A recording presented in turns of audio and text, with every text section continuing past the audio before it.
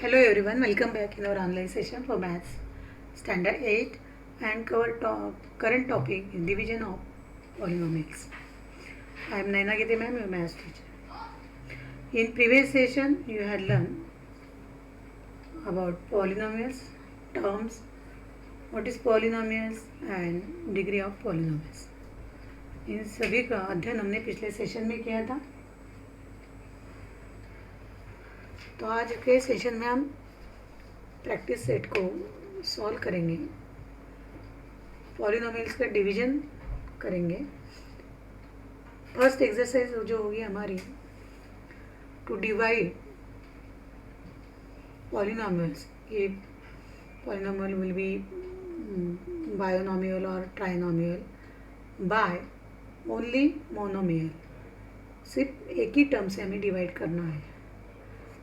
वो स्टार्ट करने से पहले थोड़ा सा वापस हम रिवाइज करते हैं about polynomials. The algebraic expression, you all know about the algebraic expression with one variable is a polynomial if index of variable of each term is a whole number. हम उसे पॉलिनोमियल कहेंगे. One variable होगा, two variable होगा और उसका जो index होगा that is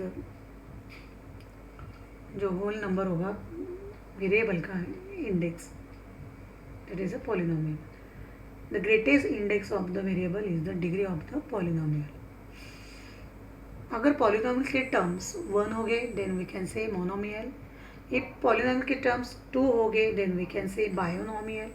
if polynomial के टर्म थ्री हो गए then we can say trinomial. यानी कि एक टर्म, दो टर्म, थ्री टर्म को हम मोनोमियल, बायोनोमियल, ट्राइनोमियल कहेंगे. If there will be four terms or more than four, it means 4 plus term हो गए, more than 4 term हो गए, then we can say only polynomial. तो उसे क्या कहना है, हमें सिर्फ पॉलिनोमियल कहना है. लेकिन जब 1, 2, 3 या 4 टर्म हो गए, एक टर्म होगा तो मोनोमियल, 2 बायोनोमियल, 3 ट्राइनोमियल एंड उसके आगे जो टर्म्स होंगे उसके सिर्फ पॉलिनोमियल कहना है हमें.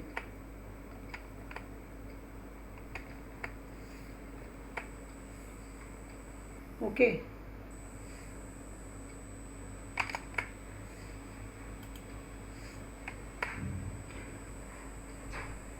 यहाँ पे कुछ एग्जांपल्स आपको दिख रहे हैं.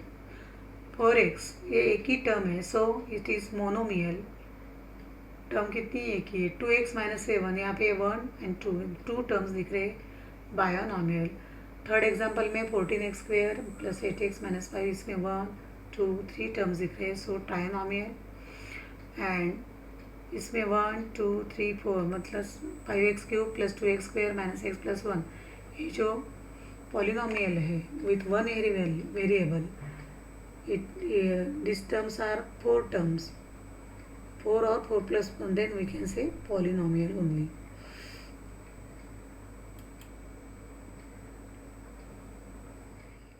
Again some example. Here you can see 4. Polynomial is given 4. सिर्फ 4 है तो एक टर्म हुई, राइट. एंड कांस्टेंट टर्म है, नंबर ऑफ टर्म्स एक है और इसकी डिग्री क्या हो सकती है, फिर 0 होगी. How it is 0? 4 is a constant term. आपको पता है कि 4 कांस्टेंट टर्म है. यहाँ पे हम करेंगे कि जब कोई टर्म कांस्टेंट टर्म होती है तो उसके बाजू में अगर वेरिएबल लिखना है then we can write as x raise to 0. x raise to 0. तो x रेस टू 0 क्या होता है, 1 होता है. Okay, so we write only 4. Means 4 के साथ वेरिएबल x है लेकिन उसका जो पावर है, इंडेक्स है, विच इज 0. और अपने एक्सपोनेंट ने पढ़ा है कि किसी भी टर्म का एक्सपोनेंट और पावर 0 होगा then the value of this 1. तो 4 के बाजू में अगर x रेस टू 0 होगा तो वैल्यू 1 होती है, इसलिए we write only constant term 4. Write only constant term 4.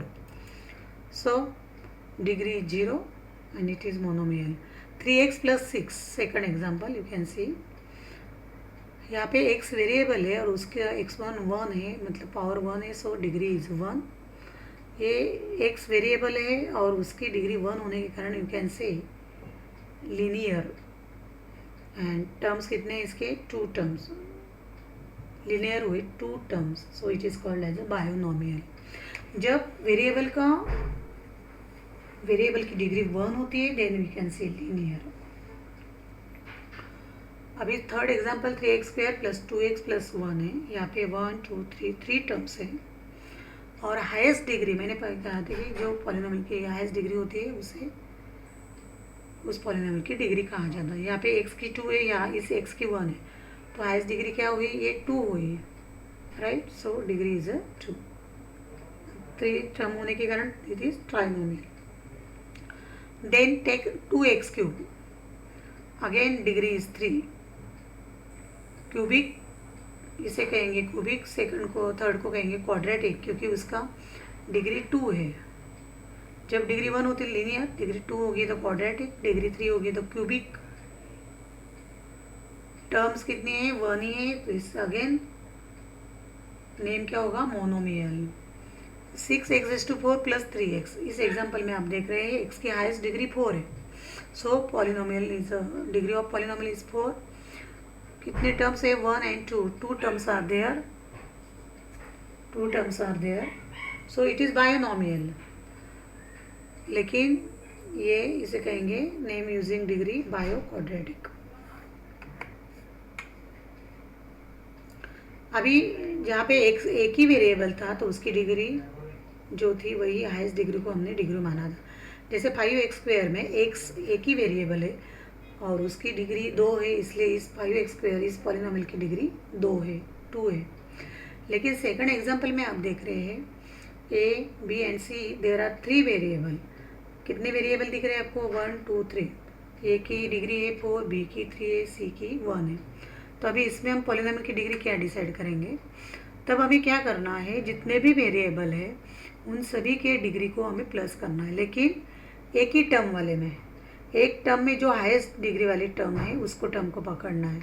जैसे यहाँ पे सिंगल टर्म थी 4a⁴ b³ एंड c, तो c की 1, 3b का 3, 3 + 4 1 4 और 4 + 4 8, तो इसकी डिग्री 8 होगी। सपोज यहाँ पे अगर हमारा एग्जाम्पल इस तरह से होगा 4a⁴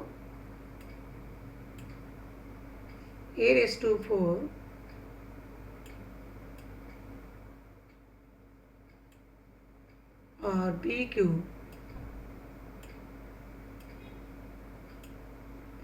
और प्लस ये बायोनोमियल अगर होती तो द सेकंड टर्म भी होती है यहाँ पे a⁴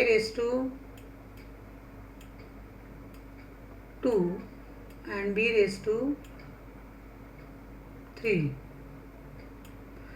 तो इसमें फिर आप सोचेंगे कि इसकी डिग्री क्या होगी, तो दोनों की हाईएस्ट डिग्री हमें देखनी है। एक की हाईएस्ट डिग्री 4 है, बी की यहाँ पे 3, 4 + 3 7, लेकिन यहाँ पे 3 और 2 5 होता है, इसलिए इस टर्म की डिग्री को हमें पकड़ना है। इस टर्म की डिग्री को हम क्या करेंगे? पकड़ेंगे इस टर्म की डिग्री को। 4 + 3 7। जब मोर देन 1 टर्म्स हो गई तब हमें क्या करना है? यहाँ पे उसकी सभी वेरिएबल के डिग्री को प्लस करना है। तो 4 + 3 + 7 + 1 8। यहाँ पे सिंगल नंबर -3, डिग्री इज 0, क्योंकि इस कांस्टेंट टर्म में एक वेरिएबल जो होता है उसकी डिग्री 0 होती है, सो इट इज 0।